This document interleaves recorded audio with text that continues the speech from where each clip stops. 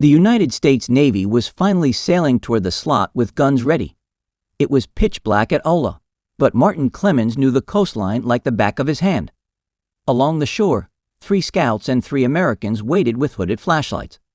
As they heard the distant hum of motors offshore, they began signaling. The sound of engines rose and then faded. Clemens listened closely.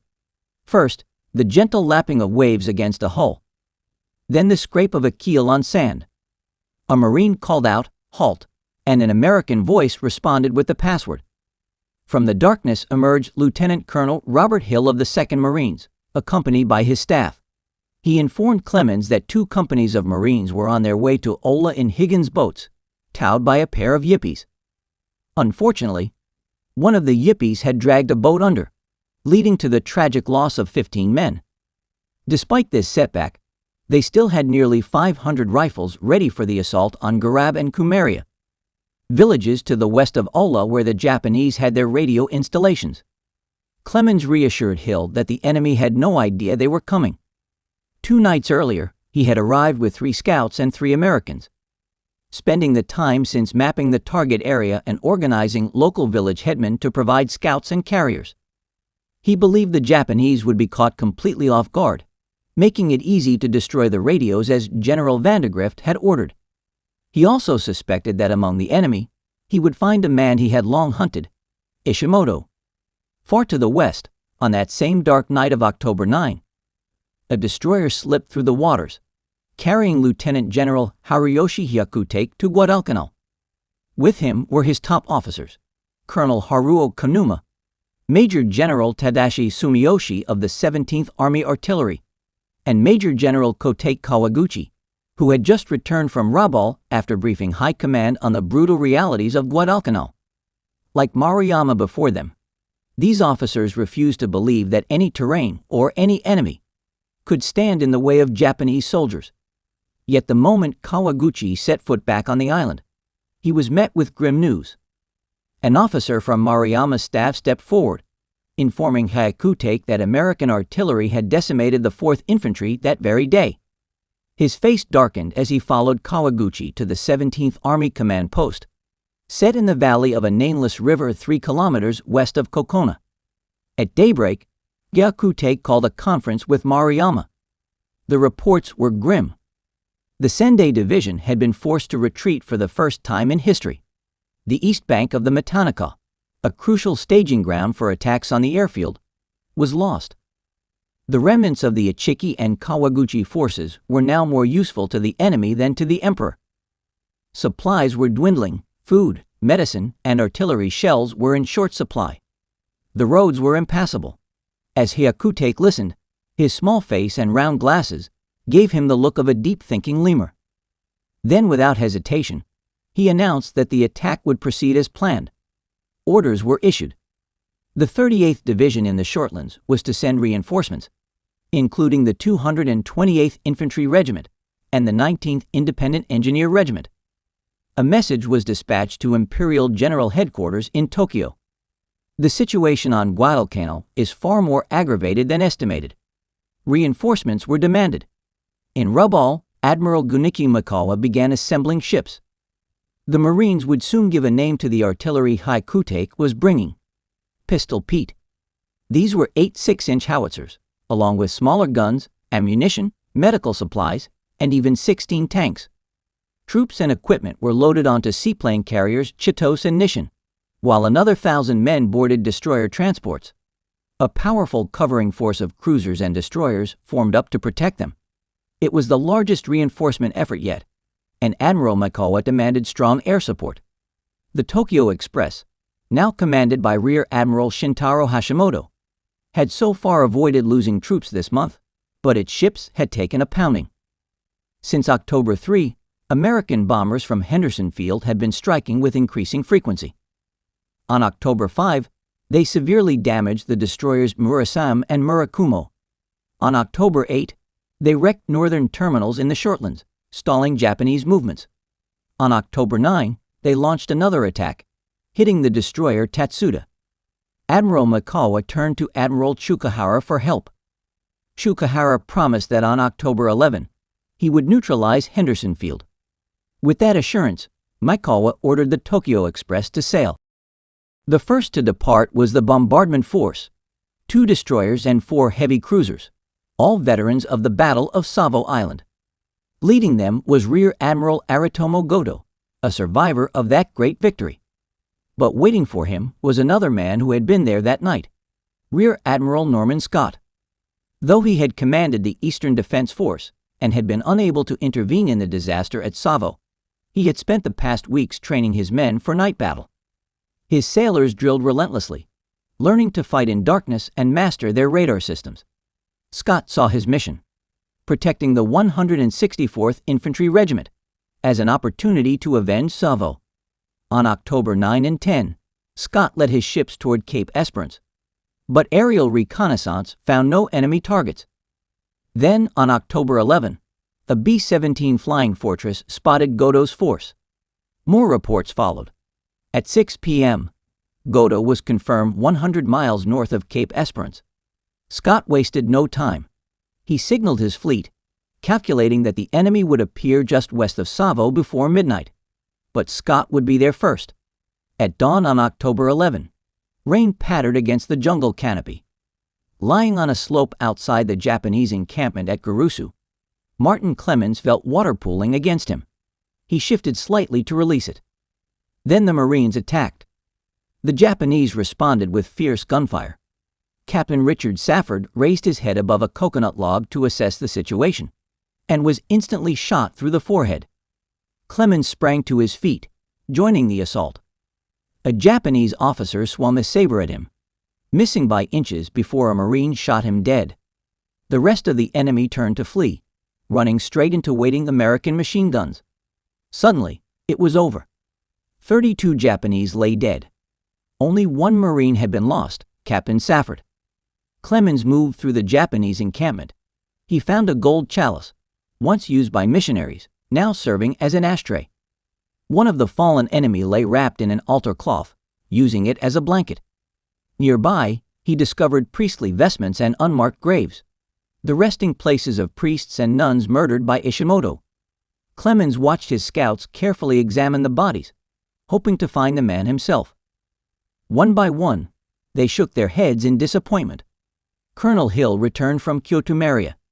The enemy there had fled into a swamp, with only 3 Japanese killed and 2 Marines lost. However, one of the dead, according to a native scout, was Ishimoto.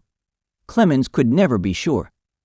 The devastation of modern weapons made identification difficult. But one thing was certain: the carpenter from Tulagi was never seen again.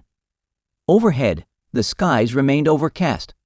Aboard Admiral Goto's ships, sailors heard the roaring of aircraft engines.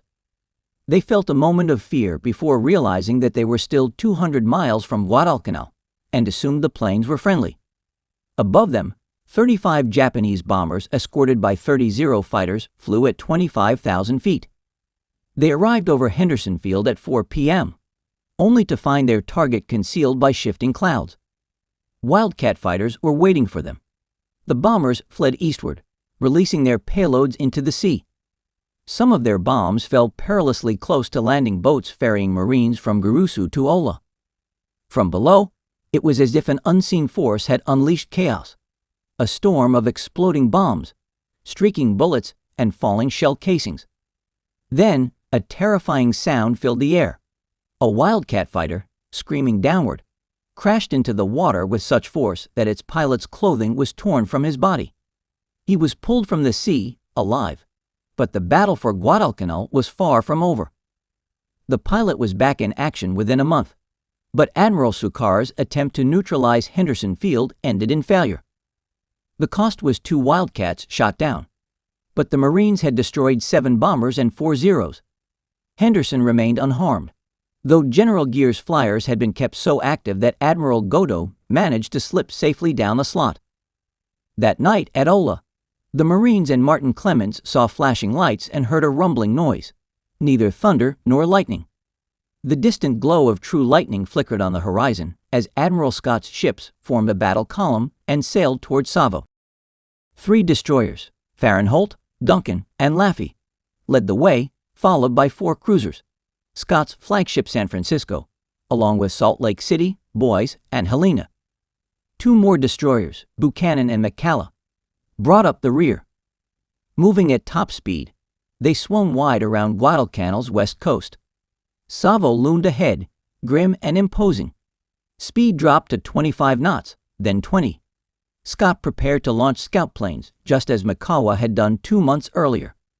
The catapults flashed aboard San Francisco and Boise, sending 2 Kingfishers into the black sky. Helena, which hadn't been notified, dumped her plane overboard as a fire hazard.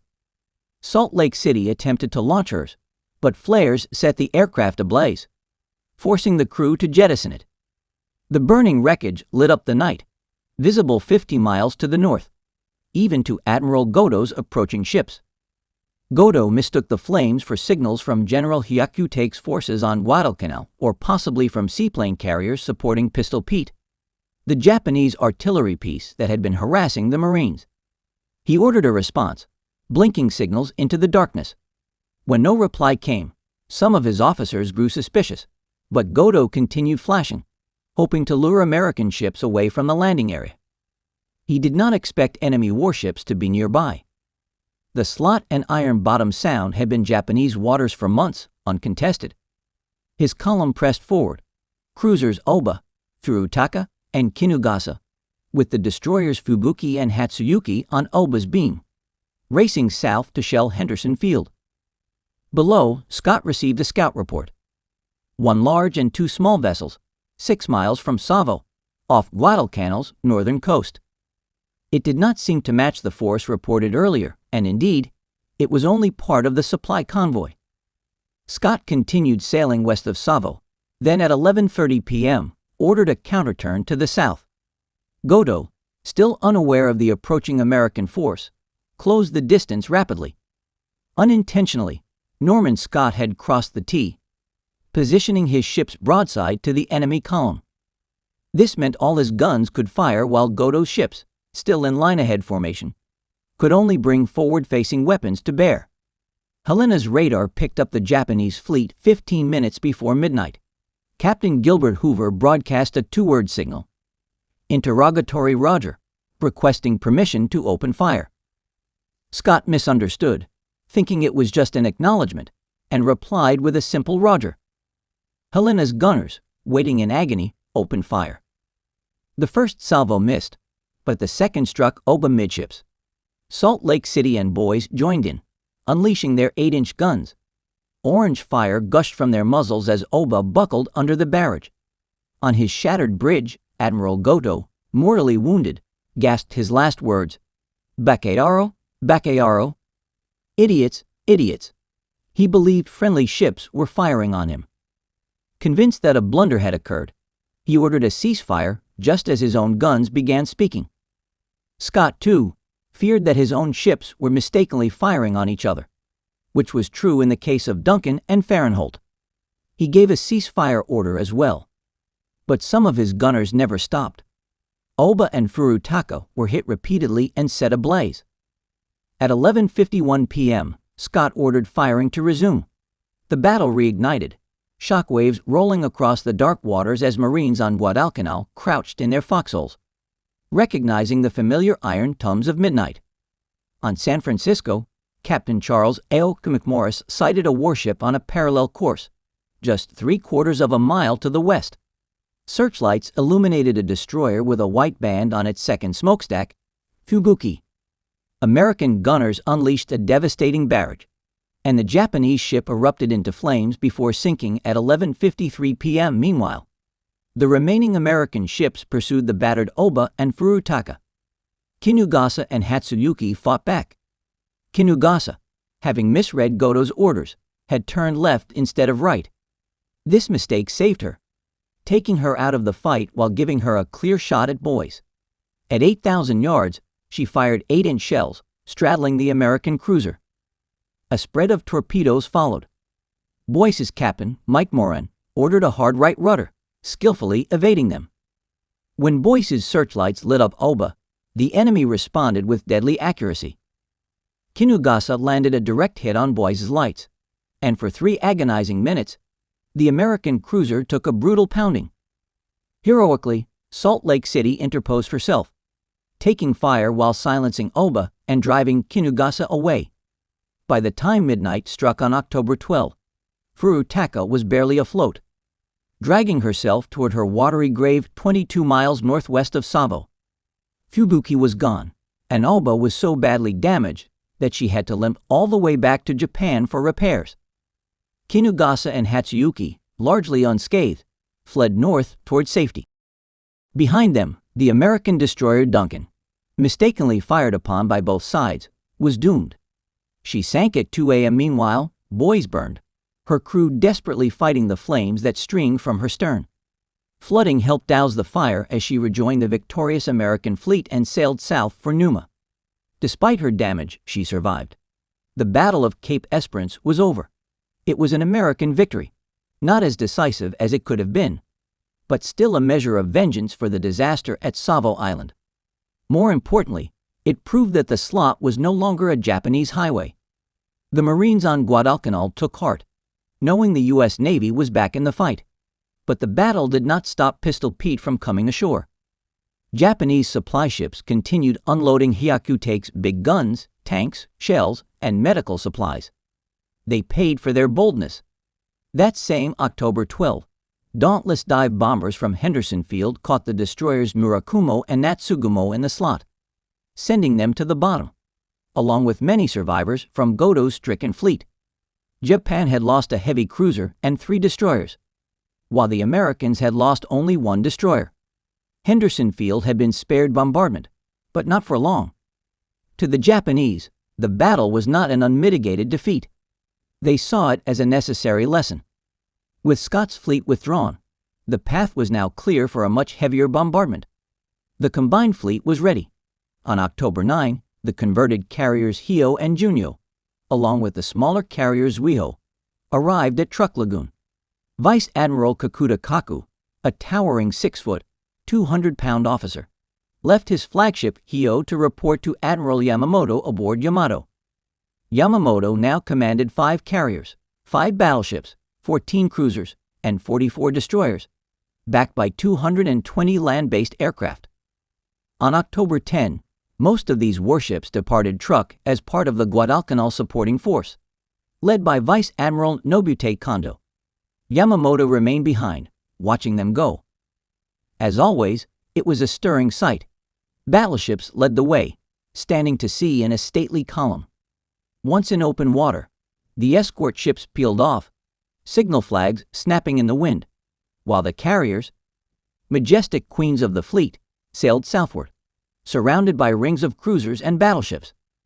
Their orders were clear: apprehend and annihilate any powerful enemy force in the Solomon Islands.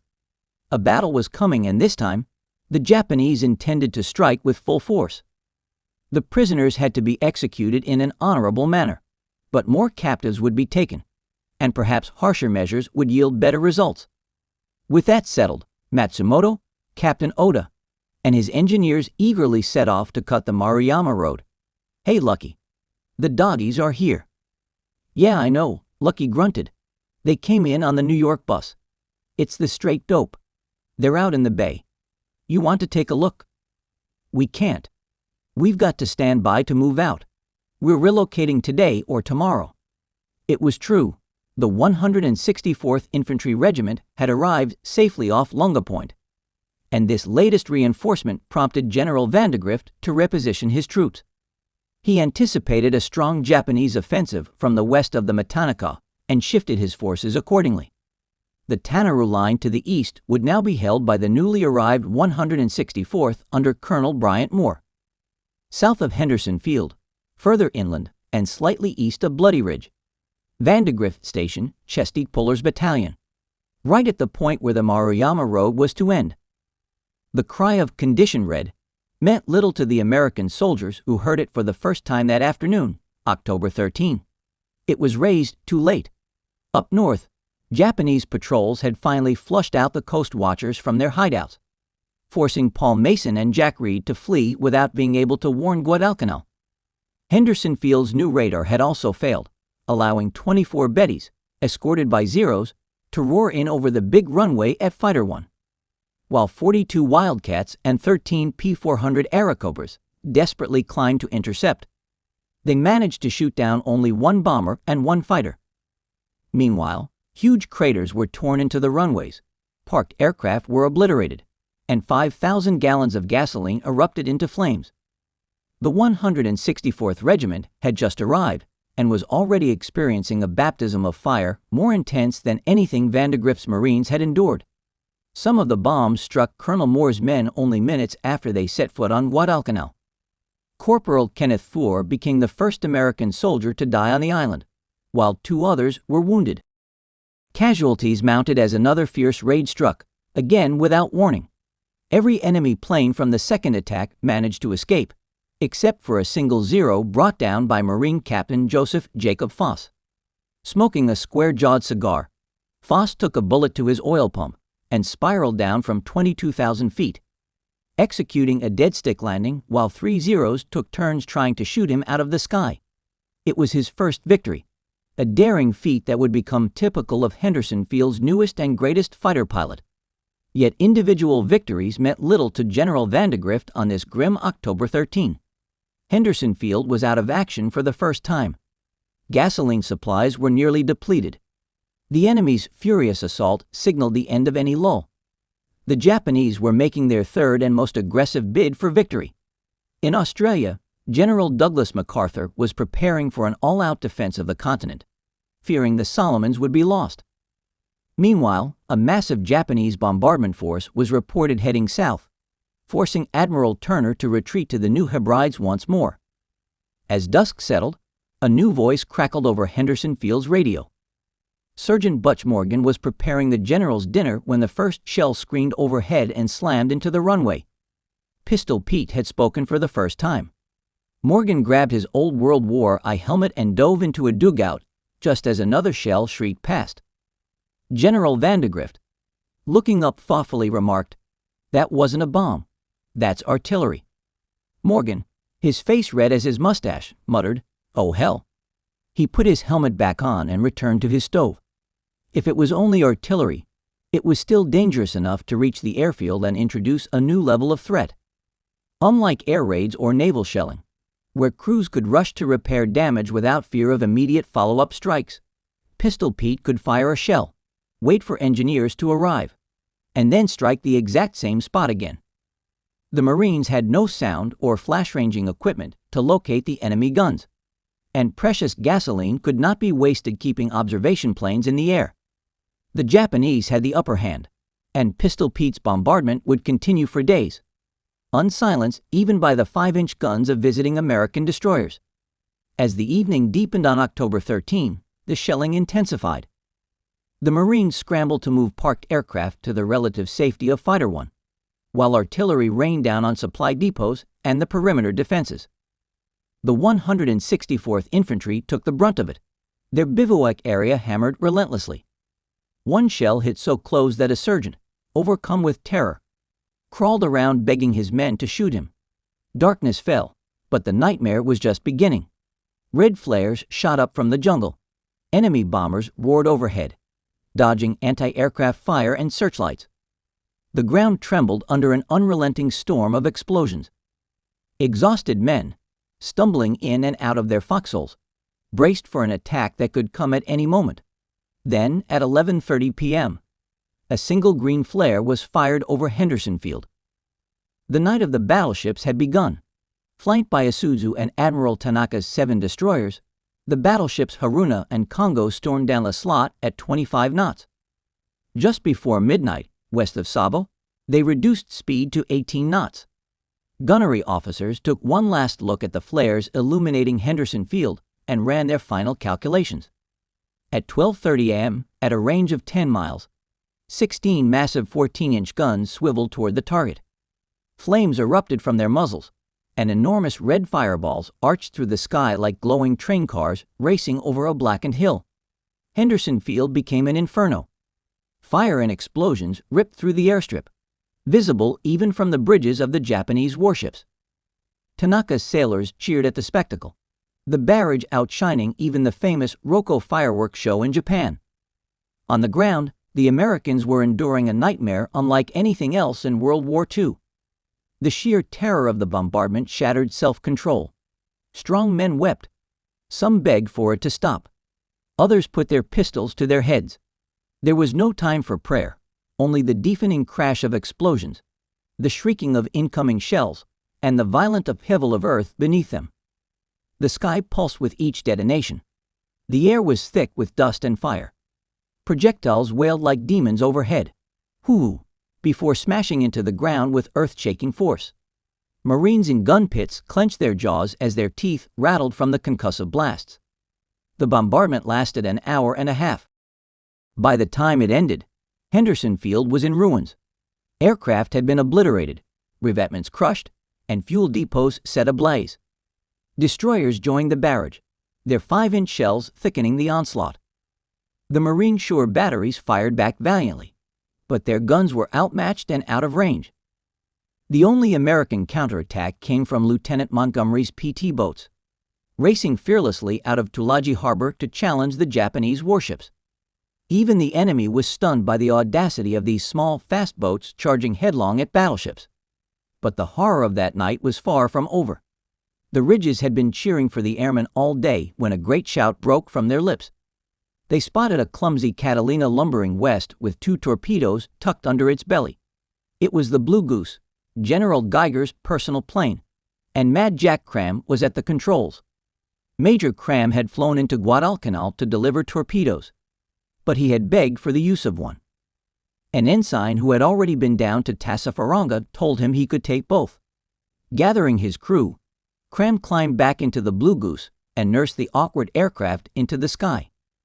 He set out for a rendezvous with 8 fighters and a dozen Dauntless bombers a few miles east of Henderson Field. Beneath him, Major Duke Davis and his Wildcats were sprinting down the runway between bursts of fire laid down by Pistol Pete. Blue Goose roared alongside the Dauntless bombers and Wildcats, heading toward the Japanese transports, with 30 Zeros providing cover above them. The dive bombers made their move, flashing through the flak, and the bulky Blue Goose went in with them. Though designed for a maximum speed of 160 miles per hour, the Catalina was now diving at 270 miles per hour. Its massive wings shook violently, the airframe shrieking under the unbearable stress. It seemed the plane would fall apart. Cram pulled back on the stick, leveling off at 1,000 feet, then went in for another run. Blue Goose thundered over 2 transports at just 75 feet, shuddering under the impact of flak blasts. Cram sighted a 3rd transport, yanked the toggle release, and watched as his first torpedo hit the water, running straight and true. He yanked again, and the second followed, both striking the transport side. The Blue Goose had broken its back. With their mission complete, Cram and his crew raced for Henderson Field, but 5 Zeros were on their tail. He maneuvered the big plane onto one wing, diving and rising in a desperate roller-coastering escape. As Blue Goose screamed over the main strip riddled with bullet holes, Cram realized he was moving too fast to land. He aimed for Fighter 1, letting down for approach, while Marine anti-aircraft gunners shot 2 Zeros off his tail. A 3rd Zero closed in just as Lieutenant Haberman brought down his own damaged Wildcat, landing with lowered wheels. In a final act of heroism, Haberman shot the Zero off Cram's tail, allowing Blue Goose to pancake onto the strip. Cram and his crew emerged unscathed, only to hear Geiger bellow, "Goddamn it, Cram. I ought to court-martial you for deliberate destruction of government property." But Geiger soon stormed into the pagoda to write a recommendation for a Navy Cross. The Tokyo Express had suffered a devastating blow. 3 beached Japanese transports would eventually become rusting skeletons, and many of General Hyakute's reinforcements were lost. The survivors would have to complete their movement southward by barge, where they would be relentlessly hunted by American torpedo boats at night and bombarded by aircraft during the day. By the end of October 15, 3 Japanese transports had been lost, 5 Zeros and 3 Betty bombers had been shot down, and Geiger had lost 7 aircraft. Meanwhile, 200 miles north of Guadalcanal, the Japanese fleet took position. Admiral Kondo personally commanded the heavy cruisers Meiko and Maya as they led the charge into the slot. Nagumo's carriers sent out scout planes, searching for the American fleet. At 10:00 a.m., they reported spotting a small force, 1 cruiser, 2 destroyers, and 2 transports -100 miles south of Guadalcanal. Believing it to be a worthy target, Nagumo launched an attack, sending 27 valves and Kates roaring off Zukaku's deck toward the convoy. In reality, the sighting was a barge towing convoy from Espiritu Santo. The Japanese pilots found only 2 viable targets. The convoy had already decided to withdraw, except for fleet tug Vireo and destroyer Meredith, which continued onward. At 11:00, Meredith beat off a 2-plane attack, but soon after, Nagumo's warbirds descended in full force. The destroyer was bombed, torpedoed, and machine-gunned into the sea, sinking almost instantly. Survivors clung to lifelines, their bodies burned and wounded, left to drift under the scorching sun. Sharks found them, pulling men under the water. One massive beast even flopped onto a raft, biting into a dying man's thigh before his horrified comrades threw it back into the sea. After 3 agonizing days, 88 survivors from Vireo and Meredith were finally rescued. However, 236 men never made it. That night, Kondo's cruisers approached within 5 miles of the American perimeter and unleashed a devastating bombardment -1,000. 500 rounds of 8-inch shells rained down on Henderson Field. By morning, Geiger assessed the damage. 15 Wildcats were destroyed, leaving just 27 aircraft, and fuel reserves were once again critically low. The only hope rested in Lieutenant Colonel Harold Indian Joe Bauer's fighter squadron at Espiritu Santo, which had been placed on alert. At dawn on October 16, 7,000 Japanese troops of the Sendai Division began their march toward Henderson Field. General Maruyama, confident as ever, ordered his men to carry just 5 days' rations, expecting a swift victory. He suggested to General Hyakutake that they should receive the American surrender at the Matanaka River. Meanwhile, the American resupply effort pressed on. The small but brave ship McFarland entered Iron Bottom Bay on the morning of October 16, its crew eager to unload fuel and ammunition. However, it also had an unenviable task, evacuating 160 wounded and battle-fatigued men, some suffering from what was then dismissively called war neurosis. By 5:00 p.m., as the unloading continued, Commander Alderman spotted a periscope. Acting quickly, he ordered the ship to get underway with a fuel barge still alongside. As night fell, Lieutenant Colonel Bauer's squadron of 19 Wildcats and 7 Dauntless bombers arrived overhead. Their fuel tanks were nearly empty, forcing them to land quickly. Just as Bauer was preparing to touch down, 9 Japanese dive bombers fell upon McFarland. Alderman ordered the barge cast off just in time, but a bomb detonated among the depth charges at McFarland's stern, sending violent explosions through the ship. Panic broke out as the war-fatigued evacuees scrambled for safety. Above, Bauer saw McFarland limping along at barely 5 knots, a helpless target for the circling Japanese bombers. There was only one exception: the Japanese assembly area at Kukumbona. Archer Vander expected the main thrust to come from there, but he was wrong. Lieutenant General Hariyoshi Hyakutake still placed his faith in the Sendai Division, which was marching south to deliver the primary attack. His plan involved a 3-pronged assault with 22,000 men. General Ariyama's force of 7,000 was to strike slightly east of the area where General Kawaguchi had previously been defeated. Their goal was to seize the airfield, the nerve center of American defenses. To support this attack, Hyakutake had arranged for a reinforced battalion from the 38th Division to land east of Kai Point, waiting for orders to go ashore. To the west, Hyakutake planned a major distraction.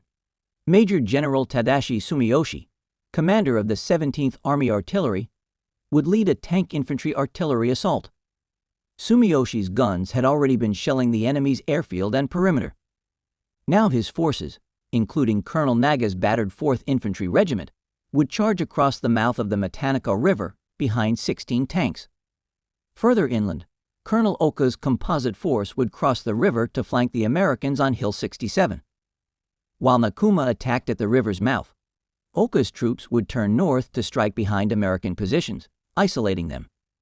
Meanwhile, Rabaul would launch sustained aerial attacks covered by Zeros from bases at Buin and Buka. Battleships and heavy cruisers from the combined fleet would hammer American positions with continuous bombardments. Once the airfield was captured, Yamamoto's forces would fly in and operate from it, while naval gunfire would cut off any American retreat. Everything depended on the Sendai Division's surprise strike from the south. They could not fail. The Guadalcanal airfield was expected to be back in Japanese hands by the morning of October 22. Admiral Isoroku Yamamoto was growing frustrated. First, the deadline had been moved from October 17 to October 20. Now, another delay pushed it back 2 more days. The massive support fleet had been at sea since October 11, waiting, burning fuel, and accomplishing nothing. Did the Army not understand that a fleet depended on oil?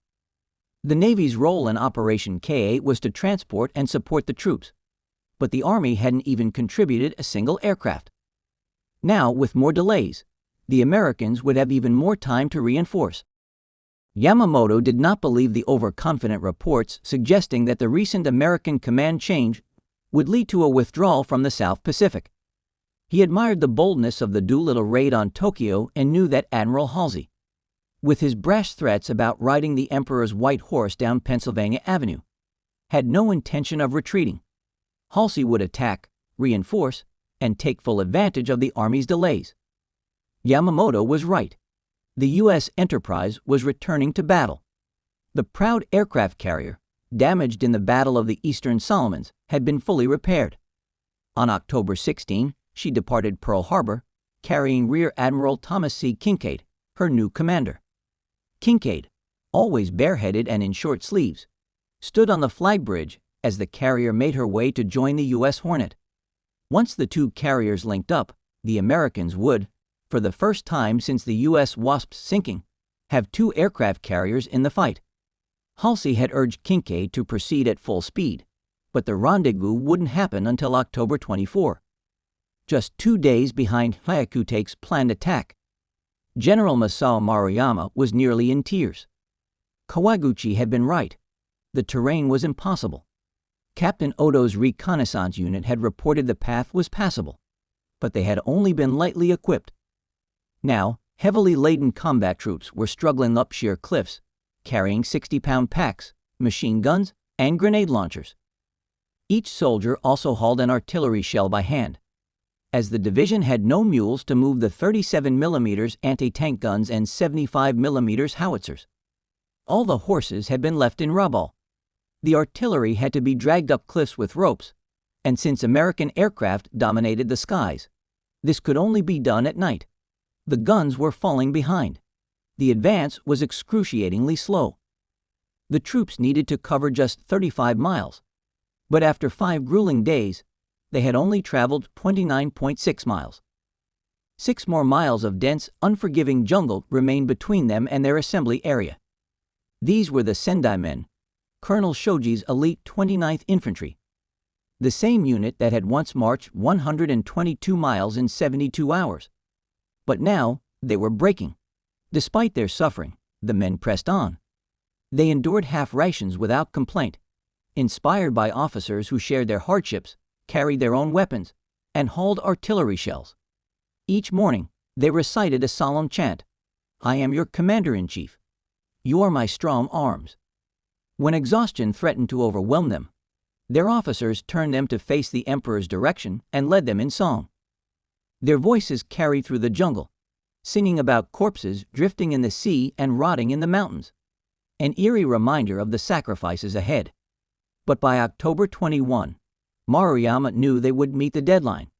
He radioed General Hyakutake in Kukumbona, requesting another delay. The attack was pushed back to October 23. Meanwhile, problems plagued the Japanese fleet. Admiral Kakuta's flagship, the carrier Hio, developed engine trouble. Built from a converted merchant ship, her engines lacked the speed required for carrier operations. Kakuta had no choice but to send Hio back to truck at a pitiful 6 knots. He transferred his flag and the Emperor's portrait to the light carrier Junyo. On October 23, Maruyama finally reached his attack position and established headquarters on Centipede Ridge. The assault target was slightly east of the ridge where Kawaguchi's forces had been routed. Unknown to the Japanese, this area was defended by battle-hardened U.S. Marine battalions led by Chesty Puller and Herman Henry Hannikin. Maruyama's forces formed two wings. The right wing, commanded by General Kawaguchi, included the 29th Infantry with anti-tank guns, mortars, and mountain artillery. The left wing, under Major General Yumio Nasu, was of similar strength. In reserve was the 16th Infantry, which Maruyama planned to deploy once the first wave broke through. The attack was set to begin at sunset after a scheduled aerial bombardment. The morning of October 23 seemed quiet for the American pilots at Henderson Field. Everyone expected a Japanese offensive, but the skies remained empty. In the morning, Captain Joe Foss and a few other Wildcat pilots escorted a Catalina flying boat south. Aboard was Marine Corps Commandant Lieutenant General Thomas Holcomb, who was visiting Guadalcanal. After seeing him off, Foss and his squadron returned to Henderson Field. At noon, alarms blared. -16 Japanese bombers were inbound, escorted by Zeros. Foss climbed for altitude, scanning the skies. Suddenly, 18 more Zeros dove in from above. Foss spotted one trying to escape and took aim. With a press of the trigger, the enemy aircraft exploded into a fireball, debris scattering in every direction. The pilot ejected, spinning helplessly through the air. Below, a burning wing fluttered down like a leaf. Foss banked sharply, locking onto another Zero as it looped. As he fired, the enemy aircraft flipped upside down. A final burst from his guns sent it spiraling into the jungle. He had scored his second kill of the day. The battle for Guadalcanal was reaching its climax, and the fate of the airfield of the entire campaign hung in the balance. All these factors worked in America's favor, giving them the time needed to double their carrier strength in the Pacific. Along with these advantages, Vandegrift's fearless Marines held their ground. As the aircraft carrier Enterprise and its escort fleet reached their rendezvous point 850 miles southeast of Guadalcanal on the morning of October 4, Admiral Kinkaid received good news. The enemy's latest attempt to seize Henderson Field had been defeated. However, he knew the Marines were preparing for an even fiercer assault that night. If they could hold the line just one more day, Kinkaid's fleet might have the chance to strike the enemy forces. The Enterprise and its escorts met with the tanker Sabine, refueling 2 ships at a time with thick black oil. Later that day, lookouts spotted the silhouettes of the U.S. Hornet and its escort fleet on the horizon. As the ships merged, Admiral Halsey now had an imposing force: 2 carriers, 2 battleships, 9 cruisers, and 24 destroyers, ready to take on Admiral Yamamoto's fleet of 4 aircraft carriers, 5 battleships, 14 cruisers, and 44 destroyers. By 3:00 p.m., the American battleship group, led by Admiral Willis Augustus Lee aboard the U.S. Washington, along with 3 cruisers and 7 destroyers, moved northwest to patrol Guadalcanal's southern coast. Meanwhile, the 2 carriers raced northeast, hoping to intercept the enemy fleet. Kinkaid planned to move his ships north of the Santa Cruz Islands, then turn southwest to cut off the enemy's path. If luck was on their side, they might even get behind the Japanese fleet and destroy them, just as they had done at Midway. Aboard the Japanese flagship Shokaku, Admiral Nagumo sat in his cabin, deep in thought. The scars of Midway were visible on his face, his skin now wrinkled, his hair grayer. Holding a sheet of intelligence reports, he muttered to himself, frustrated. The American carriers had disappeared for a week. What did it mean? Calling for his chief of staff, Rear Admiral Kusaka, he asked for any new reports. None had come in. Nagumo knew the Americans had precise knowledge of his fleet's position, while he was navigating blindly. A tense silence followed until a staff officer suggested sending a message to Yamamoto for instructions. Kusaka dictated a cautious request, suggesting they halt their advance until confirmation came that the Japanese army had secured Guadalcanal's airfield. There was a risk of walking into a trap. Hours later, Yamamoto's reply arrived. Your striking force will proceed quickly toward the enemy. The operation orders stand without change. Nagumo snorted at the response while Kusaka clenched his jaw. Resigned, Nagumo gave the order to begin fueling the carriers. Meanwhile, the Japanese land forces had launched a small attack at the Matanuca River on the night of October 23. Though it was repelled, it confirmed the Marines' suspicion that a major assault would soon come from the west. General Roy Geiger, now in command in Vandegrift's absence, reinforced that area. He repositioned Colonel Hannikin's battalion from its position south of the airfield to defend the Matanuca sector. Now, Lieutenant Colonel Chesty Puller's battalion was left to cover a staggering 2,500-yard front. Japanese General Maruyama spent the morning of October 24 planning his attack from his headquarters along a ridgeline. At noon, he issued a bold order. His division had successfully reached the enemy's rear without being detected. He intended to wipe them out in a single blow, with both flanks attacking at 5:00 p.m. He would personally move toward the airfield behind a left-wing attack.